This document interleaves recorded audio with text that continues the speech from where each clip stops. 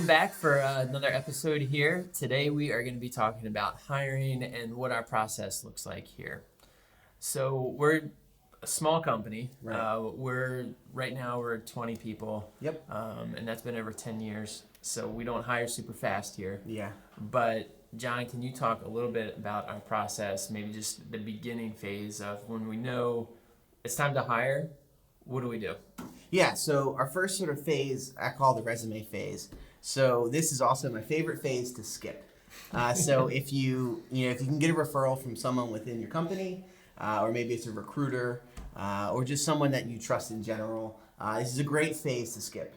But in the case that you don't skip, let's say you posted your job online. What are some places we've posted? I know like we work remotely. Yeah. We've done our site. I don't know. Yeah, we've done them. Depending on what it is, maybe Stack Overflow for a developer. Mm-hmm. Yep. But we can easily get, when we do that, we can easily get 700-800 applicants. Yeah, for a remote job and everything. It's like insane to try to find the best candidate. Yes. When you have all of that. So what we like to do is we like to look at them.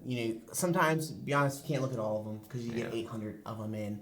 But you really, to me, the first process is weeding out who's not going to fit, who's not qualified, who's someone who applied that's just not going to be the fit, and just really try to narrow this out and get your short list weeded out by people that don't fit before you start saying, you know what, this guy's good for us, this guy's good, because you've got a lot that you need to weed through first. I think a good example that I like to talk about when we do talk about this process is when I picked out the engagement ring for my wife. So, I decided that I wanted to marry her, and I took my mom, we went wedding ring shopping, and you go to the jewelry store, and there's a billion rings for days. They're everywhere, right? It's overwhelming. Yeah, and my wife, she's not a jewelry fanatic. She doesn't really have a style. She's not really into any particular thing. So it's like super hard to figure out what is the ring for her.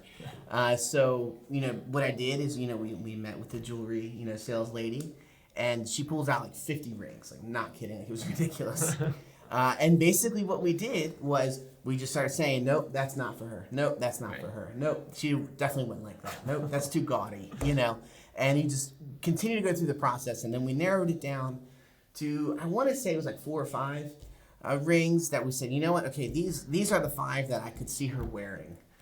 And then kind of shifted that into, the next step of sort of picking the right ring.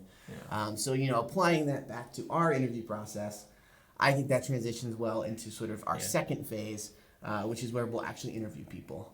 Yeah. So how do we do the interview process, Nate? Well, yeah, the first interview is usually kind of that culture fit. It's a little bit of just, how's that go? Us talking to them. We usually talk with them for a little bit, just kind of asking them about their background. We have them just tell us about themselves.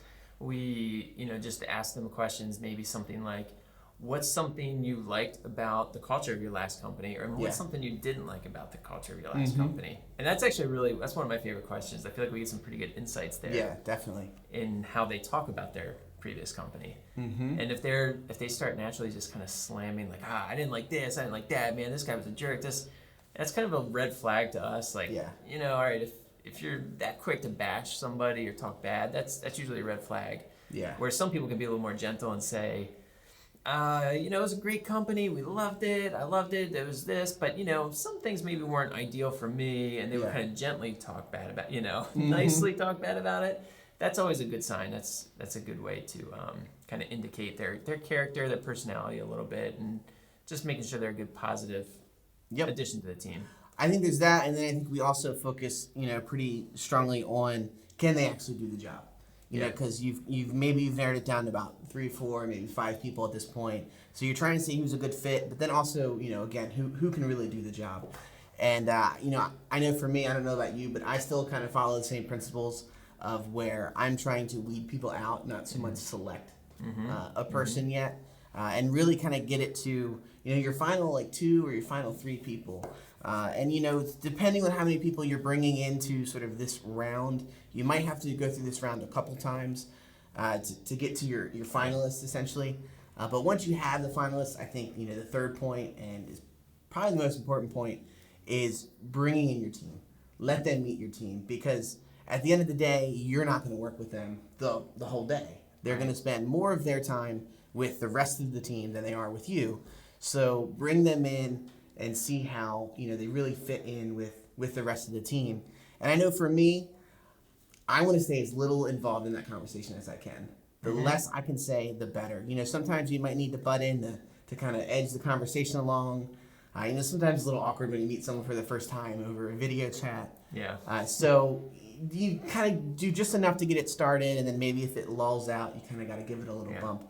But really let it go and see how people, are clicking amongst themselves. And you'll be surprised through the questions that your team asks, a potential candidate, because they'll ask things from a different perspective that you haven't thought of. Yeah. And it's going to give you an insight, that you wouldn't have had you just been the only one asking questions. Yeah, definitely. And it's really good too. Like, we love to always hear things about, like, what are some accomplishments that you actually had, right? Because a resume can look good, but you want to hear their whole process on how they worked through a problem. Yeah. And that it's harder to fake that if they can talk about, hey, these are the actual results I had. If it's a marketing position, like, I actually ran this campaign and had these results, and we'll drill down into that, right? So we kind of start with these high level questions and we drill down deep and we say, well, cool. So how'd you get the idea for that? And then how'd you actually plan the specific steps? How'd you work that out? And you kind of just keep digging deeper, and you can really find out how much they really know about what they're doing, and did they really do it? Right. And that's a big thing. And then, like you said, with the team can ask those questions. Yeah. And everybody just gets a good idea of should this person join the team or not. Yeah. I think after you have the call with your team involved, afterwards, after your applicant sort of drops off the call, have a 5-10 minute call with just the team. Ask everyone their honest opinions. What do you think? Is this someone you could see yourself working with? And really when you move into that last step of, like, deciding on, is this person really right for us and for the team? You've got to take everything into the equation, everything you've learned from your first couple rounds of interviewing to when they met with the team to what the team really says about them. Yeah. So why is it so important to have the team buy into the decision, and the team, like, we don't just make that call, that's going to be the whole team, and why do we make sure the whole team's involved?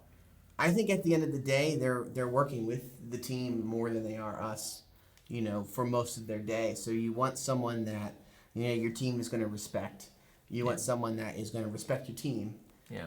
And then you want someone that, at the end of the day, they're going to mesh with the team you have. You want someone that can fit in, that's not, in a bad way a disruptor. Sometimes a disruptor can be good if they're bringing in sort of good ideas. Yeah. But, you want someone who's really going to come in, really going to fit well, and really, sort of be a strength to where some of your weaknesses are. Yeah. You mentioned video earlier, because we always do these over video chats. The first person we hired, we actually didn't. We just did all over phone. Yeah. And it was kind of funny. Like, it worked, and he ended up being a great... Well, he wasn't the first person we hired, but the first person we hired that we didn't know. And it went really well. He ended up being a great team member. Yeah. But it's funny how other people we've hired over video, you get to actually... You really know that person a lot better. So we've always done videos since then. Yeah, totally. Any other tips or thoughts before we wrap this one up? I think hire slow. Yeah. We went probably 2 or 3 years before we hired our first person. That's right. And then it might have been about another year before we brought in the next. And you really want to hire slow to make sure you're hiring the right people. Yeah. Because it's much easier to say, sorry, you're not the right person for the job. Than it is to hire someone and then a year down the road have to say, sorry, you can't work here anymore. How long do you think it normally takes us from the time we say we need this position to the time we fill it? I think we've had a few where we've had referrals where we get through pretty quick. Yeah. We're able to skip that first phase, and it kind of goes right to you got the right person right away. But I think for the most part, it normally takes probably about 2 months, maybe 3. Yeah.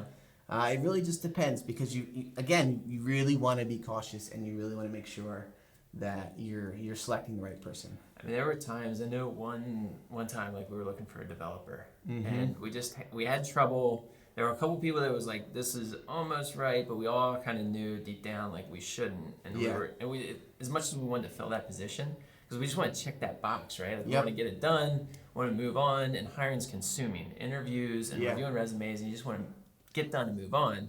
But there were times where we just have to say this just isn't right, and sometimes we'd almost have to start over. We get through three of the best candidates we thought, and we go, man, none of them are quite the right fit. Yep. And we'd have to actually kind of start over, and it was discouraging. But then, even though that stretched things out another month or two, probably. Yeah.